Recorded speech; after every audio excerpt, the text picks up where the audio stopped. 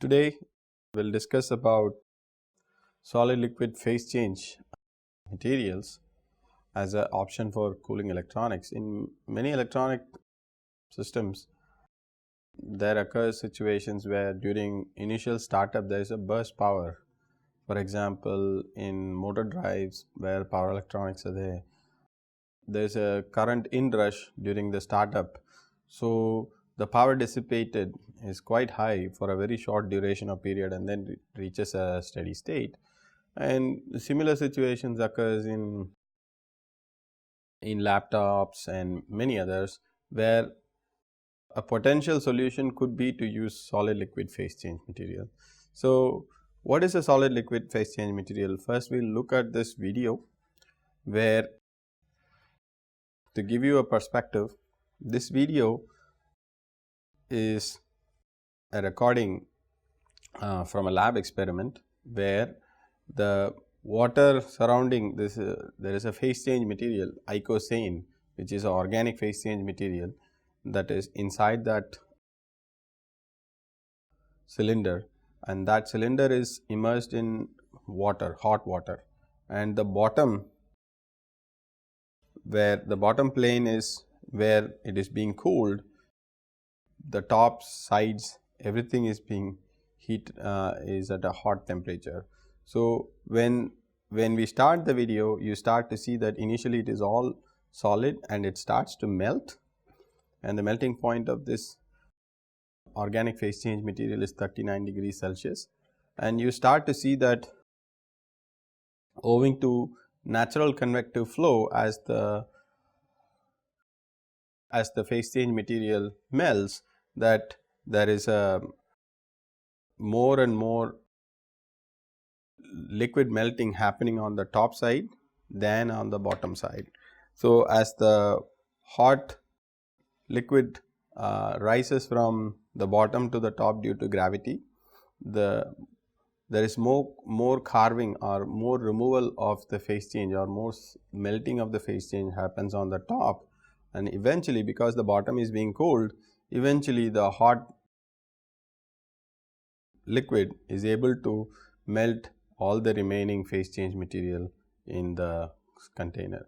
So, a phase change problem involves not only heat transfer or change of phase, but it is inherently a transient problem, because the melting front, the solid liquid melting front is always moving from, and so one has to track the front, or there are many methods to solve this. One has to track transiently where the location, so that we know where how much amount of liquid melt is there versus how much solid is remaining. So, that gives us some important features to understand, so that we know how much thermal energy can be input into a phase change material, so that the entire phase change solid phase change material can be melted in the process. So, if you are trying to design an electronic pulsed power situation, then one takes this power and converts that into some sort of a how much material. First we need to design how much material we need to have, so that the power can be dissipated by this. One of the advantages of this solid liquid phase change is that if you choose pure material, then it melts at a single temperature. So, it sort of offers a isothermal environment to the dissipating power. So, the liquid melt, as you start to see more and more of the liquid melt does offer a resistance to thermal resistance to heat flow into the domain. So, the thermal resistance is also a transient in nature. So, the thermal resistance changes. Initially it is going to be more or less conduction dominated, and then natural convection starts to dominate the process. So, the heat dissipated during the conduction regime versus convection regime all changes, and so one has to be cognizant of the growing resistance. So, having a large volume doesn't necessarily mean that it will provide better cooling capability. So if you look at the features of a phase change problem, they are transient problems, they have a moving boundary, and there could be discontinuities in the field. Then the morphologies, if we are talking about alloys and stuff, then the interface morphologies is also will be different. It could be columnar, it could be dendritic. And there are many other interesting features that one sees in solid liquid phase change problems. So one of the other important aspect is that as liquid changes from solid versus solid changes phase to liquid, then there is a change in volume as well. So the solid will, depending on the material, the solid will occupy a certain volume, and upon change of phase to liquid, the amount of volume occupied by the liquid may be higher. So, but it is not as high as a liquid to gas or liquid to vapor phase change. So, one important aspect, the real reason for considering solid liquid phase change is that for dissipating or dealing with transient problems is that to make use of the latent heat of the material, latent heat of melting. So, all materials, in order to change its phase from solid to liquid, absorb certain amount of energy to overcome the energy barrier, so that the molecules become liquid, the solid turns phase into liquid. And this change of phase is often captured through the latent heat of the material itself. So organic phase change materials typically do have very high latent heat of fusion or melting, but they have very poor thermal conductivity or thermal diffusivity. Because we are talking about transient dissipation of heat pulses, then organic phase change material often cannot be used as such, and we will see in a later example that we consider organic phase change material like icosane that I showed you just before now. So those have very poor thermal diffusivity, so that makes the problem little bit harder to handle, and the poor thermal diffusivity ends up creating a lot more local heating or localized temperature excursion, not heating, localized temperature excursion, because the poor thermal response of these materials. So one has to consider either improving the thermal conductivity of these phase change materials by adding metal fins or particle fillers or some sort of foam or some other conducting material into the matrix of this phase change material. On the other hand, one could think of using some sort of a metallic phase change materials, and we will discuss about these things later in the module. So if you look at the phase change energy storage as applied to electronics cooling, some of the applications that people have attempted using these are for cooling batteries lately, backup cooling, that is if there is a fan that is the primary source of cooling, and if the fan fails, one has to allow certain amount of time for the system to shut down. So in such situations, a phase change material could be used as a backup unit if for a fan failure scenarios.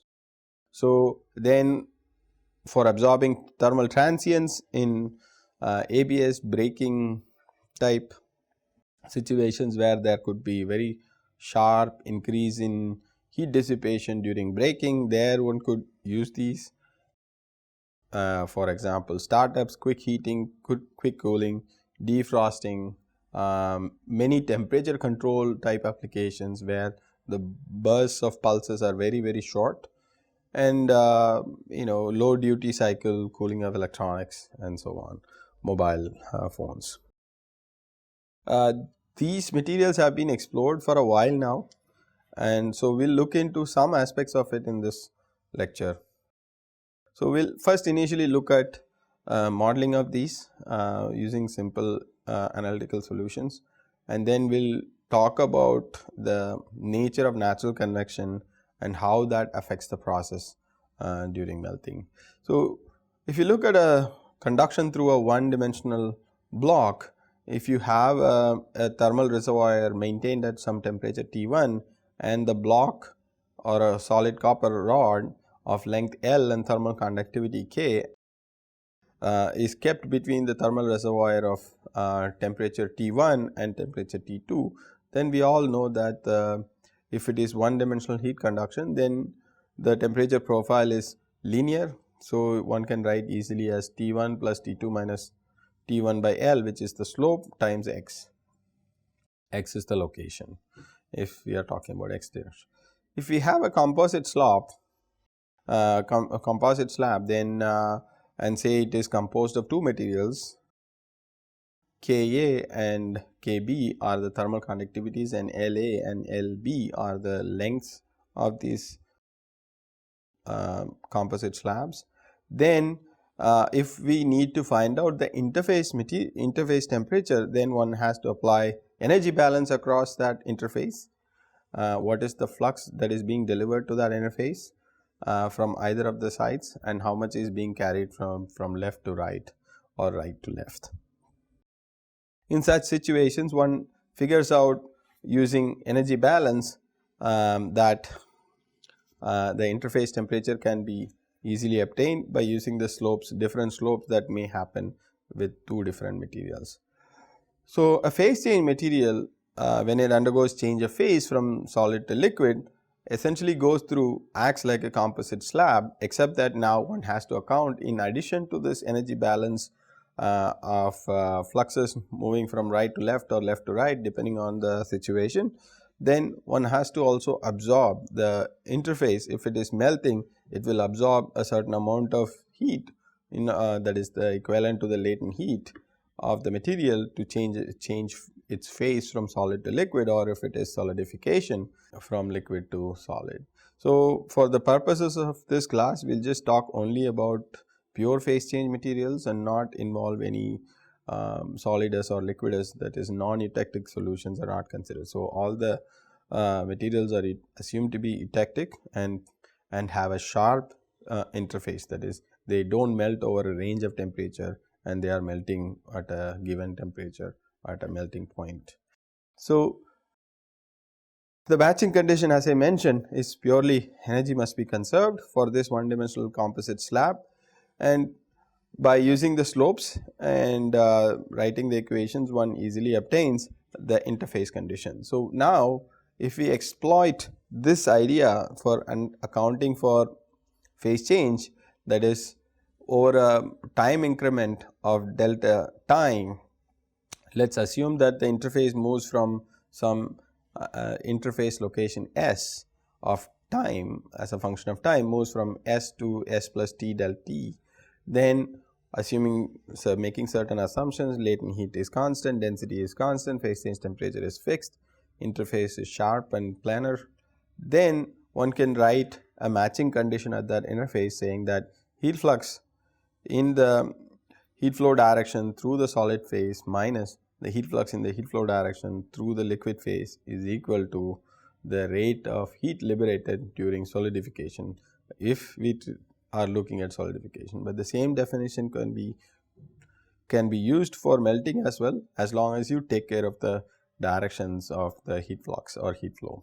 So, this is the energy balance or interface condition that one needs to use for phase change problems, and often this condition is stated as Stefan condition. And in this equation, in this slide, you can see that rho is the density, delta H is the latent heat, ds is the rate of change of the interface location, is equal to the flux in the liquid minus flux in the solid. So, with this we look into solving some of this to give us some idea of the phase change materials. We look into solution of phase change problems. There are many ways to do it. Typically these days numerical methods are involved, but in order to get quick back of the envelope calculations, it is better to use some approximate methods or existing analytical solutions if that can be approximated to understand the problem. So, we will look into a solution called Neumann solution, and here we consider melting of a semi-infinite solid medium that is initially at its melting point, and the axis as shown in this slide is that x varies from 0 to infinity, and the direction of melting is shown here. Initially the solid is at initially the entire semi-infinite medium is a solid, but it is at its melting point. So what that means is that any energy you supply, if that energy is sufficient to overcome the latent heat, then the material starts to melt. So for this analysis we are going to assume that it is one dimensional analysis sufficient. Density of liquid, that is even after change of phase, the density of liquid is equal to the density of the solid, and in this situation for this semi-infinite medium, similarity solution does exist, and then we ignore that natural convection in the melt because that creates a lot of challenges. So we ignore it, and we will deal with it later to understand a little bit. If you look at the temperature profile as you move from in the slide number 15, as you go from location 0, where initially the entire medium was such solid but at a temperature Tm, which is the melting point of the solid. So as it starts to melt, here in this picture we show the melted front being at some location x equal to some s of t. Because there is now melted region and there is a still unmelted region, that is the solid region. So there is going to be some conduction in the liquid, and that is what will calculate what is going to be the temperature profile in the liquid is what we are going to calculate now, because of our assumption that the entire solid initially is at melting point. As it starts to melt, only we need to track the liquid side of the temperature evolution, not on the solid side. So that is the equation, and we will solve only for the liquid, and we are looking at the melting of the solid now, and this is your typical transient conduction equation. Initially the process is at melting point, and then you write an interface temperature. So moving on, if you solve that equation using similarity solution, then you obtain the solution A1 as shown in this slide here. So the expression is very similar to a transient conduction in a semi-infinite solid subjected to a constant temperature at boundary condition, but the only difference is that now you have a denominator, that is error function of lambda. This lambda is obtained from solving for the interface location, and it is a transcendental equation. So you have lambda exponential of lambda square error function of lambda being equal to what is called Stefan number divided by square root of pi. The Stefan number is defined as the sensible heat divided by the latent heat. CPL is the specific heat capacity of the liquid, and times the hot temperature minus T melt divided by latent heat. So this gives us one gets two solutions in this process. First, one has to determine lambda from this transcendental equation. From that lambda, then you plug it into equation A1 to obtain your temperature profile in the melted region. So if you compare, as I said, this is the transient conduction equation without phase change. The only difference is that you have this error function of lambda. So comparing this equation with the transient conduction equation, one sees that when the lambda is very large, the process essentially error function goes to 1. In that case, error function of lambda goes to 1. If lambda is large, then the process is purely conduction dominated. But if the lambda is small, then the phase change is dominating, so than the pure conduction, and so that makes that gives us a clear idea whether one has to, if the lambda is very large, it turns out to be very large, then one can as well determine that phase change need not be even accounted for in cases like that. So, another thing is we just talked about the number Stefan number. Stefan number is again another indicator that tells whether the melting front is moving fast or slow. If the Stefan number is very large, then the melting front is moving very fast. If the Stefan number is small, then the phase change process is dominating. So, one has to account properly for the phase change. So, moving on, the same solution can be applied to solidification as well, and so that is a example of how temperature profile looks like in a melted front, and it, like in a transient conduction case, it is an error function. It depends on the error function, and alpha being this thermal diffusivity and T being the time, and x is the location at which we are interested in measuring the temperature. So, but what we discussed till now is a very simple conduction analysis, but in reality one has to, in many occasions one has to account for convection as well.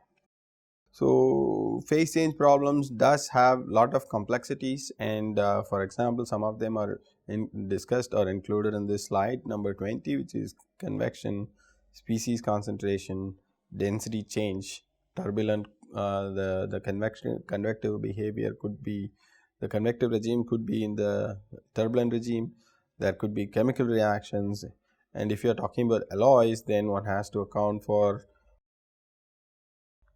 mushy zone and the nature of the mushy zone, how the dendrites or columnar structure grows, what about, how about this surface tension effects, and so on. And if you are talking about melting due to lasers or something like that, then one has to even account for non-equilibrium melting, and that is beyond the scope of this module. So, we will look at couple of examples or applications from this. And what we are going to look at as a medium is that there is a phase change. There are 3 discrete heat sources. One wishes to store the heat in using phase change material, and but at the same point one uses this fins that is shown here on the figure to dissipate heat as well. The process is to store the heat as well as dissipate heat eventually. So, if you store enough heat, then during startup, during cold startup or something like that, the stored energy can be utilized to heat up your processor or the heating sources.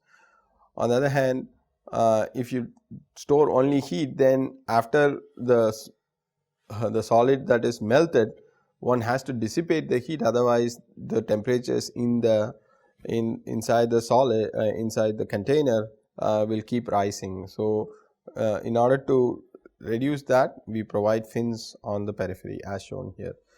So, depending on the gravity orientation, we will look into 2 scenarios. One is on the left, which is side heating, that is the heat sources are mounted on the side. There are 3 discrete heat sources supplied with a heat spreader that enforces the heat to go into this domain, and there is convective losses on the side, and the gravity is pointing downwards, and you will see what happens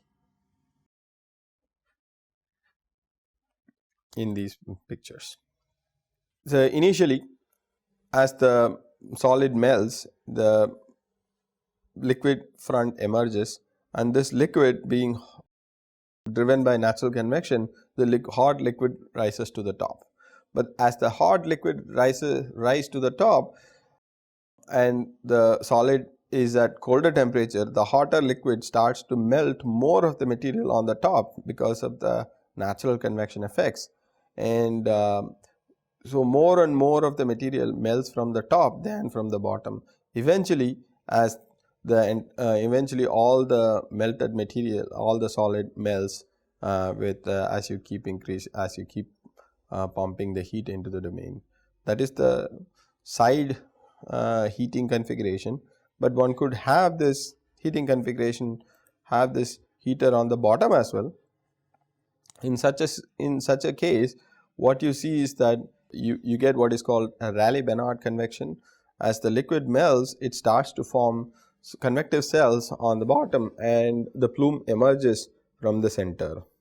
And as it grows, as the melting front grows, at some point it turns turbulent flow as well. But this model is only for laminar flows. Nevertheless, it gives idea of the nature of the convective patterns depending on the gravity orientation in these systems. And again, another experimental evidence for natural convection is shown here in slide number 23. The heat source is placed on the side here. It's a uniform heat source. It is provided with a adiabatic temperature on the top side and the bottom as well. Only heat is supplied from the left side. Initially, it is a purely conduction regime, that is, you see a liquid melt front that is parallel to the vertical axis. As it moves to the right, as you start melting more and more, the hot liquid rises and it starts to carve more material from the top and comes down, and it gets cooler. Again, it picks up heat, goes to the top, and this is the nature of the natural convection. And you see that as you grow to longer times, you see a lot more melting happening. So in the next module, we'll discuss couple of applications that we can utilize these phase change materials for, and one example is for design for power devices, and we'll talk about this in the next module.